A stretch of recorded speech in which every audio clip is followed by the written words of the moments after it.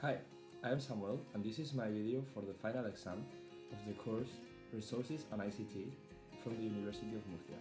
Let's begin. This project finds its justification in responding to the general objective developed in the Decree 209/2022, 17th of November, the region of Murcia, referring to the ICT, and consequently to the key and specific competencies related to that matter. This first part has been planned to be assessed in the third cycle of primary education, specifically to a group of 24 primary 6 students, typically aged from 10 to 12 years old. We have a student who has ADHD and another one with ASD. The general objective is specified in a specific competence 1, which is the following. We have also mentioned in this project the specific competence 4.3, which is the following. Primary 6 students are curious, creative, and tech-savvy learners. They have a basic understanding of Spanish culture and are eager to explore new ideas. They enjoy learning in collaborative environments. Although they have different levels of familiarity with technology, they are enthusiastic about using digital tools. Every single activity will be supported by the teacher and the therapeutic pedagogy teacher, who will focus on the two special needs students.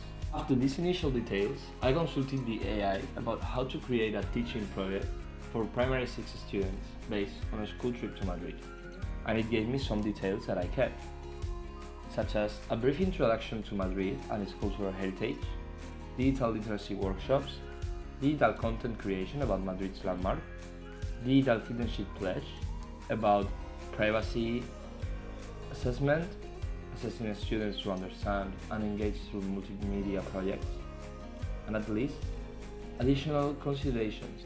Now we are going to start with the first activity. In this first activity, the students will elaborate on an augmented reality museum of the most important monuments of Madrid. We will use these two apps to make it possible. We have MetaClass Studio and Sketchfab. Now, first of all, the students will make a list of the monuments they want to visualize through the augmented reality app. Then, they will have to install both apps on the devices, mobile phones or Chromebooks. Next, they download the images and the 3D models through Sketchfab. And then we have to unzip the 3D model.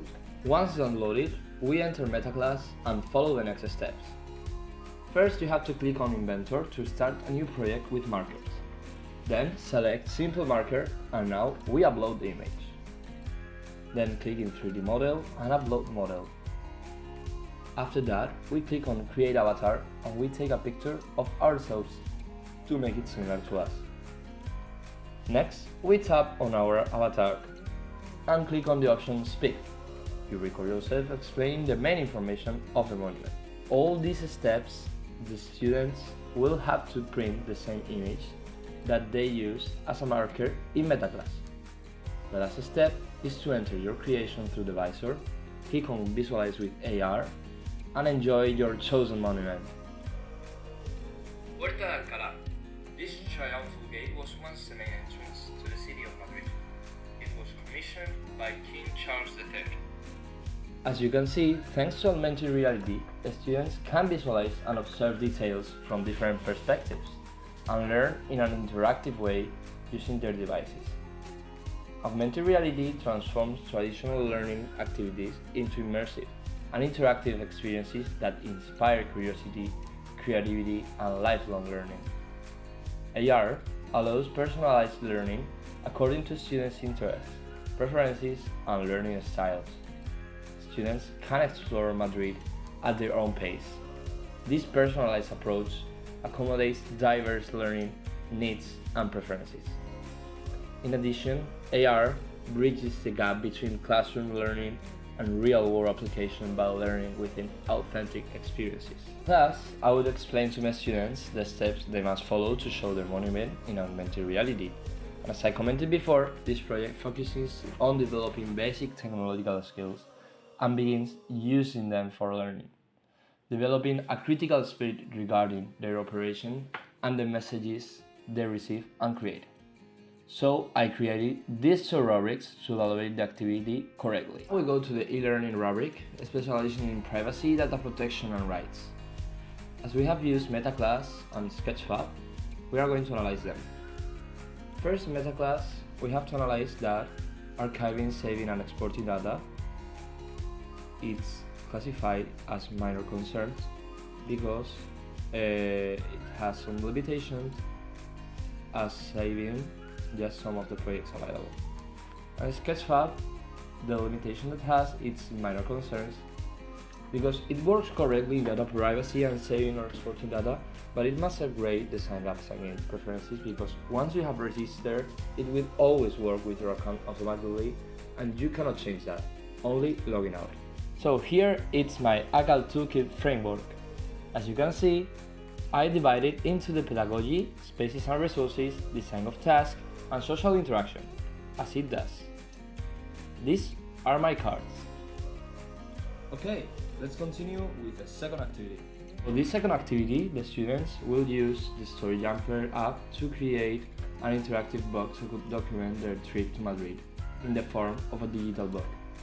We will give them a template with a trip plan and they will design an interactive book by incorporating multimedia elements. First, enter Story Jumper to start your trip book.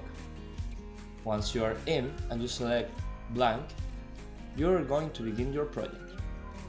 You will have a menu with 4 different types of content: props, scenes, photos, and voice.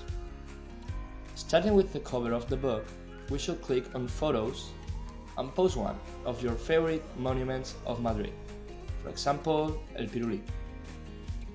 After that, click on Text and name your book however you want and what you most like. For example, Trip to Madrid. At the bottom, you can add your name. Then, add new white pages and start developing your trip to Madrid. If you want your image at the back, click on Photos and select your most favorite photo. Clicking on a scene, it will go at the back. Now, remember that on prompts, you will have several elements to add to your story to make it more realistic. For example, designing your character. As you can see, you can customize your character, and once finished, you can select it, put it, and add your voice in order to be more realistic. For example, hello. Then here you can add your voice, music, and sound effects.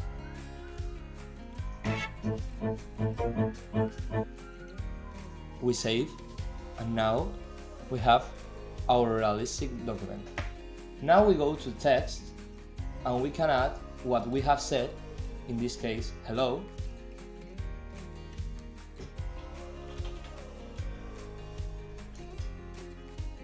and then we'll have it complete. Remember to follow the document given with the school trip planning sheet, and now you can design your book.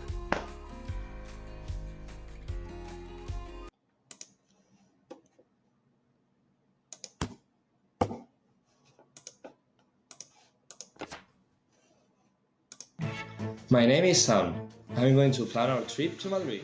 I hope you like it. We will leave school at 6 a.m. On the first day, we are going to visit the Natural Science Museum. Whoa, incredible! Whoa, after dinner, we are going to play bowling. What an amazing experience!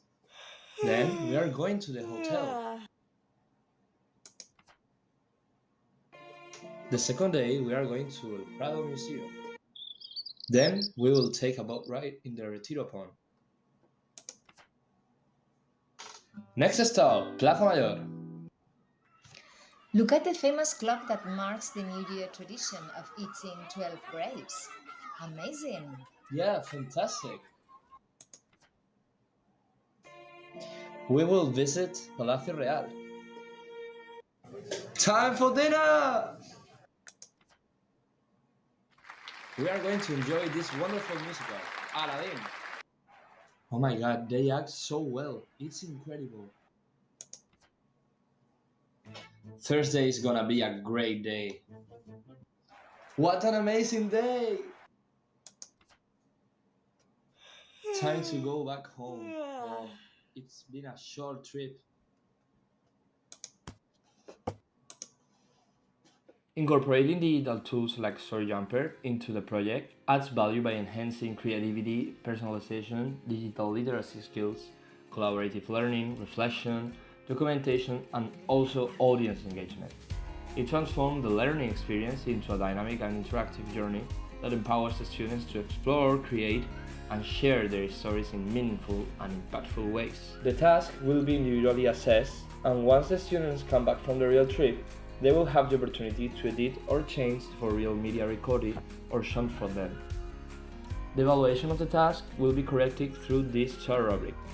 Here we have again the rubric of the e-learning, and we are going to analyze the StoryJumper.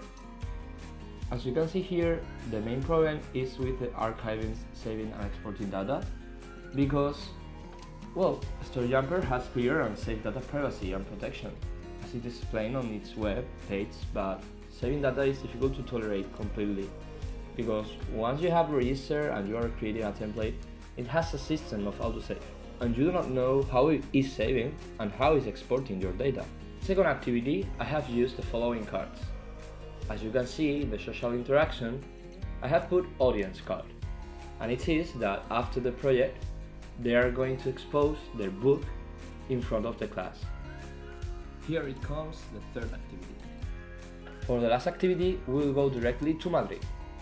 Some interesting and famous paintings of El Prado have been discovered by our students, and now they want to learn more about them. Thanks to that opportunity, we are going to introduce them to the stop motion tool to create a video, where they bring the paintings to life and tell their stories.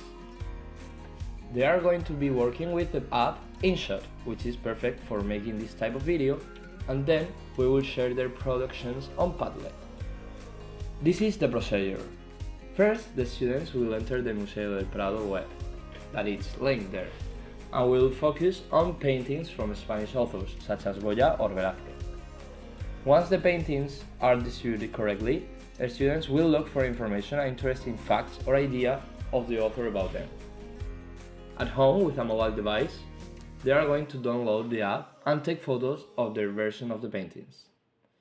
To create a nice stop-motion video, they must consider not making continuous photos. The special touch of this style is to completely see the gaps between the scenes. Then, everybody will upload to a Padlet their video, creating altogether a live museum.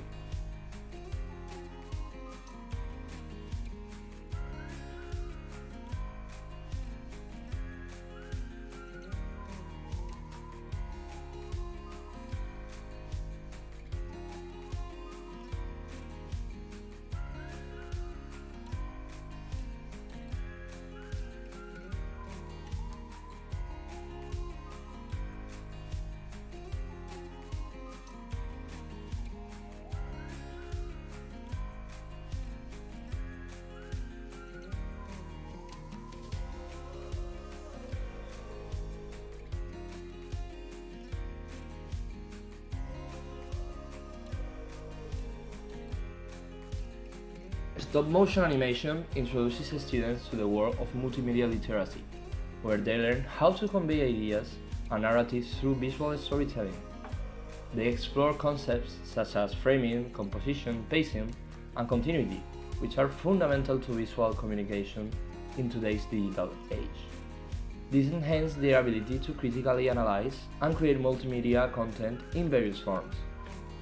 As the others will be individually assessed and shown in class through Padlet's panel. The evaluation of the task will be corrected through these two rubrics. Focusing on the e-learning rubric, we are going to go to InShot and Padlet. InShot works very well with mobile phones and tablets, and you do not need to register, but there is a big problem with your data privacy, and it is that the app doesn't ask for any permission to access your gallery, which is strange. And in Padlet, uses a very understandable and updated policy of privacy and rights but since 2023, its content policy hasn't changed, and this could result in some time of saving or exporting data error. At last, here we have the ACAD toolkit. For this third activity, I have used the following cards. So this is the end of part 1. Let's go to part 2. For this second part of the project, I have chosen question number 2 and number 3. So let's begin with them. For question number 2, I had to choose between all the concepts that we have done this course, my 4 favorites, and my 4 needed ones. And these are. So, these are the 4 more important concepts that I have explored during this course. First, personal learning environments, or PLE, are defined as the set of tools, sources of information, connections, and activities that each person regularly uses to learn. UDL, or Universal Design for Learning, is an appropriate framework for designing lesson plans for increasingly diverse general education classrooms and supports teaching. Mind map is an expression of radiant thinking. It graphically represents words, ideas, tasks, or other items linked to and arranged around a central keyword or concept. And speed learning refers to a set of techniques and strategies designed to accelerate the process of acquiring new knowledge and skills. It involves optimizing learning efficiency by enhancing cognitive processes such as attention, memory, and comprehension to increase the speed at which information is absorbed and retained. Once that I mentioned these 4 concepts, I'm going to give you an example on a daily situation. Let's go. Imagine a 24-student class from 6th grade where anybody needs special attention or curricular adaptations, but the school is situated in a marginal neighborhood where 50% of students are immigrants. We, teachers, can use a PLE to focus more on every single student learning atmosphere, and through the UDL, finding diverse designs for learning would be way more easier than if we did not count with it. We could also introduce mind mapping as a resource for studying the most difficult subjects that students could be facing in their last year of primary education, as well as mind maps, which can express from the most general aspect to specific ones. I would also include speed learning situation, where students won't follow the routine of tests and learn more from each other's effort and study. For question number 3, I'm going to show you a diagram of my top 5 apps that we have done and we have worked with this course that I think that they are going to keep permanently in my personal learning environment. So let's see the diagram.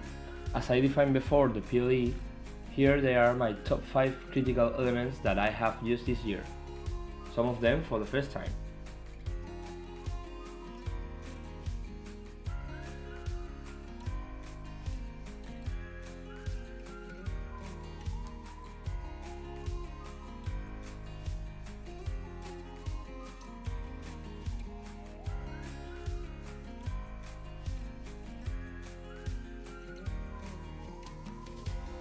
Now, let's go to question number 5. So the first question is about the grade that I think that I have earned. So I believe that due to the effort, dedication, and time that I have spent during this semester dedicated to the subject, my grade would be a 9. Because you can always learn and work harder. But I think that, and I recognize that most of the aspects and critical knowledge that this course offers has already been reflected and acquired. That's my opinion. So now let's go to the second question, which is, what's the most challenging role that I have performed? First of all, I have to say that every single role that I have performed during this semester, it's quite complex and quite difficult, but for me, the most difficult one is the facilitator. Why?